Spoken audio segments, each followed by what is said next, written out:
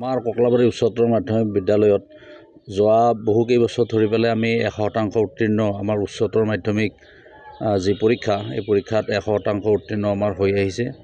এই ক্ষেত্ৰত আমাৰ ছাত্ৰ ছাত্ৰীসকলৰ তেওঁলোকৰ নিৰন্তৰ যি কষ্ট আৰু আমাৰ শিক্ষকসকলে যি তাৰমানে নিয়মানুৱৰ্তিতাৰে শিক্ষাদান প্ৰদান কৰিছে তাৰে ফলাফল বুলি মই ভাবিছোঁ। শীৰ্ষ স্থানটো বিলুপ্তিকৰণ প্ৰক্ৰিয়া চলিছে, এইটো মই এটা আশাব্যঞ্জক দিশ হিচাপে মই নিজে অনুভৱ কৰিছোঁ। কাৰণ কিয় এনেকুৱা স্থান প্ৰাপ্তিৰ যিখিনি স্থানপ্ৰাপ্ত ছাত্ৰ ছাত্ৰী তেওঁলোকে বিভিন্ন ধৰণে যেনেকুৱা ধৰণে এটা উৎসাহ উদ্দীপনা পায়, কিন্তু অলপৰ কাৰণে স্থান প্ৰাপ্তিৰ বাবে ৰৈ যোৱা ছাত্ৰ ছাত্ৰীসকলে সেইখিনি হয়তো সমাজৰ আগত প্ৰতিষ্ঠা তেনেকুৱা ধৰণে কৰিবলৈ অক্ষম হৈ ৰয়। কিন্তু ইয়াৰ মানে এইটো নহয় যে তেওঁলোক খুব কমেই মেধাৱী ছাত্ৰ ছাত্ৰী।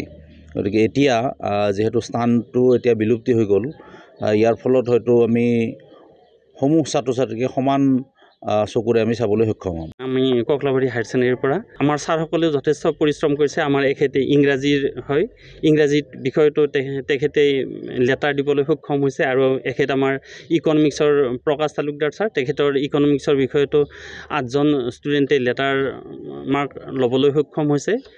মোটামুটিকৈ আমাৰ 203জনেই পৰীক্ষাত অৱতীৰ্ণ হৈছিলে, তাৰে 80জনে ফাৰ্ষ্ট ডিভিজন পাইছে, 102জনে ছেকেণ্ড ডিভিজন পাইছে আৰু বাকীখিনি তৃতীয় বিভাগত উত্তীৰ্ণ হৈ আমাৰ গৌৰৱান্বিত কৰিছে। আমি আমাৰ সমূহ পৰিয়ালবৰ্গই আমি গৌৰৱ অনুভৱ কৰিছোঁ।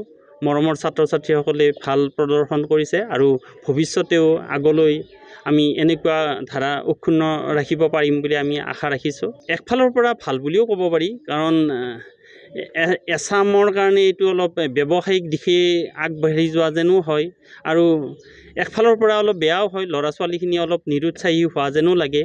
গতিকে আমিনো কি ক'ম আৰু, ওপৰৰ যি বিষয়ববীয়াসকলে এই বিষয়ত সুস্থিৰ সিদ্ধান্ত ল'লে আমি নথৈ সুখী হ'ম। আৰু আচলতে বাক্সা জিলাৰ যি প্ৰশাসনিক দিশৰ ফালৰ পৰা আমাক যথেষ্ট মিটিং পাতি আমাক মানে বিভিন্ন নিৰ্দেশনা দি আহিছে যে এনেকুৱা কৰক তেনেকুৱা কৰক, আৰু ছাৰসকলে যথেষ্ট পৰিশ্ৰম কৰিছে। গতিকে এইটো পৰিশ্ৰমৰে মৰ্যাদা বুলি ভাবিছোঁ আৰু।